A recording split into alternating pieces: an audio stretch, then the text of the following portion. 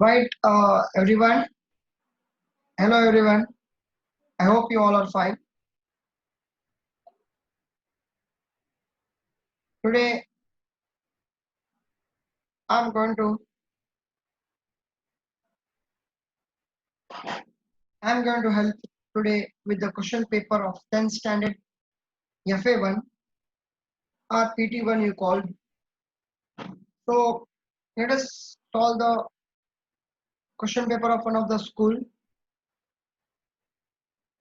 The first question was, why does the why does the cord of an electric heater not glow while while heating element does?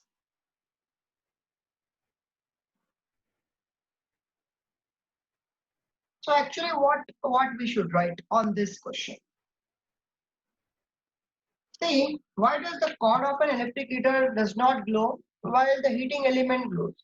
See, actually the cord of an electric heater, the resistance of that cord is less. Like whatever the cord is used, just let me explain. See, whatever the cord is used is made up of copper, right? Copper. The resistance of copper is very less. But whereas if you see the element which is used for like heating element, that element is having high resistance. So if any particular element is having high resistance, then it will get heated very much. So actually the heating element is made up of alloy. What do you write the answer? The heating element is made up of alloy. Okay, and this alloy is having a high resistance, and because of high resistance, it will get more heated, and because it will get more heated, so it will glow. It will glow. Okay, it will glow. But the cord resistance is very low. Cord resistance is very low, and it will not get that heated, and the temperature will not be that much, right? So it will not glow. That's the reason. Very simple answer. Okay, right. The second question was what? They gave the figure here. They kept A1 ammeter.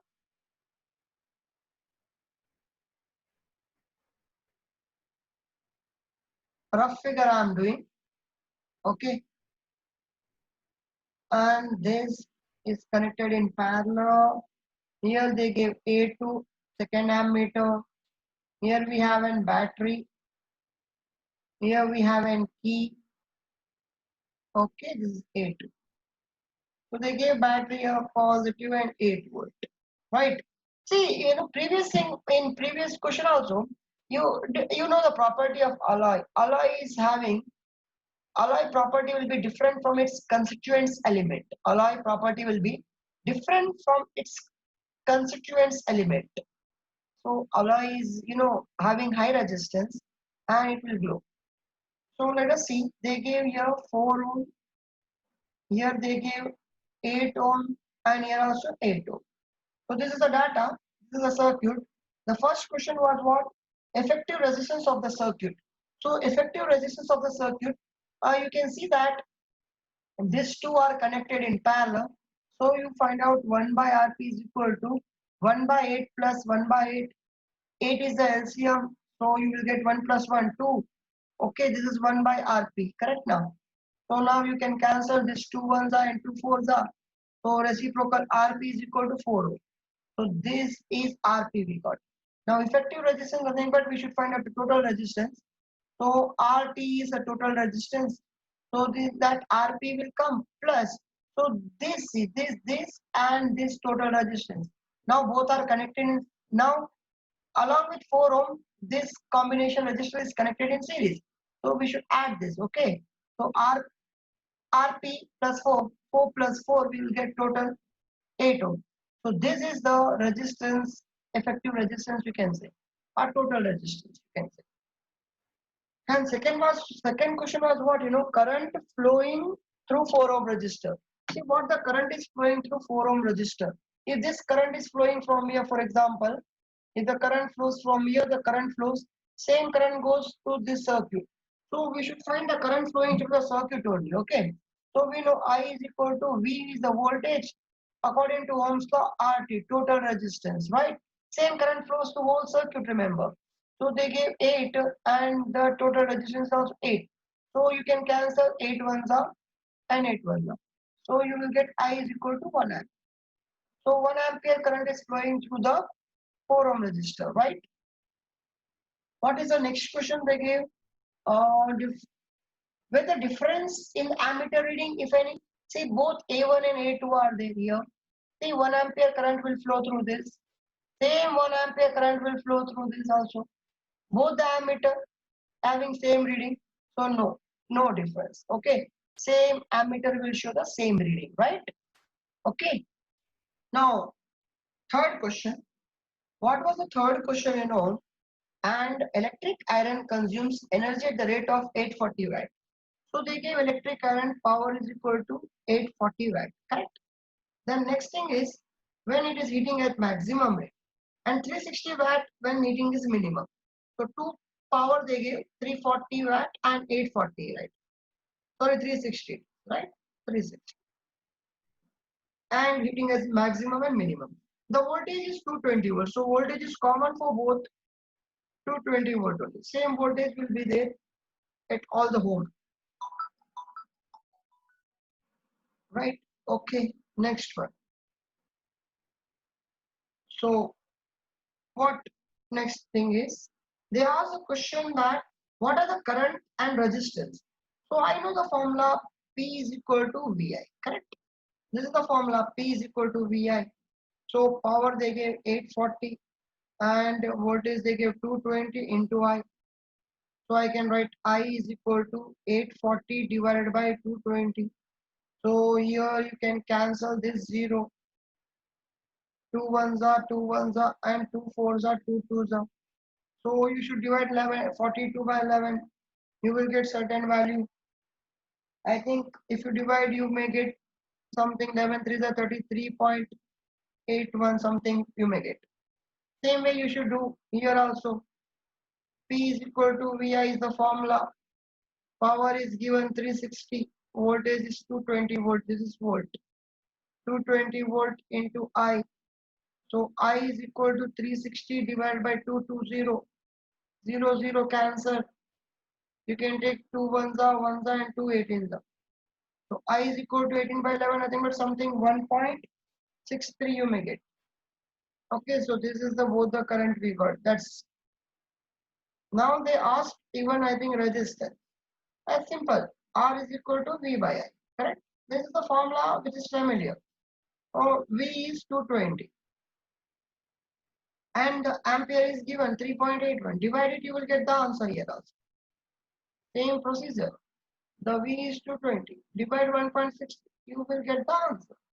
If you divide, you will get the answer. That's it. Okay. Understood? So next question. What was the next question? Fourth question, I think. Yeah, first, third. Okay, third, fourth question. And mention the reason for the color changes observed. If they said something like AgCl exposed to sunlight. See, when AgCl is exposed to sunlight, I think it was a white color. This will get decomposed to Ag and Cl2. So this is 2 here also 2. So this is white color, it will get to gray color, but reason is what? Thermal decomposition.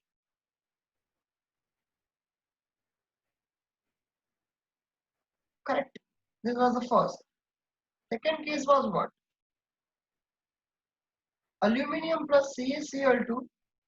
So what you will get? Aluminium. Sorry, yeah. Copper powder strongly heated in the presence of oxygen. Sorry, this is the copper powder is strongly heated in the presence. So I think you will get CuO. So this is because of oxidation. Oxidation. One more. They gave zinc. They gave the zinc. A zinc is dropped in copper sulfate. Zinc is dropped in copper sulfate you will get zinc sulfate and copper will be displaced. Clearly example of displacement reaction. 3 mark. Displacement. Displacement it is. Very simple. Well, next question is complete the reaction. Fe plus H2. So Fe plus H2O will give you Fe2O3 plus hydrogen liberated. So balancing will be done Fe2 is there, so here Fe2. O3 is there, give 3H2. And over, yeah. It's very simple. Next was Al plus CuCl2. You will get AlCl3 plus copper. Or you will get AlCl3 plus copper. So you can see here AlCl3. So this is 3 is there here, right? So I can't make 3 balance here. I will write 3 2s are 6 and here 2 3s are 6. Chlorine will become 6, Al will become 2 and copper also become 3. So this is another reaction. Okay. Aluminium chloride, iron oxide. Iron oxide is the first, aluminum chloride is second. BaCl2 plus K2SO4.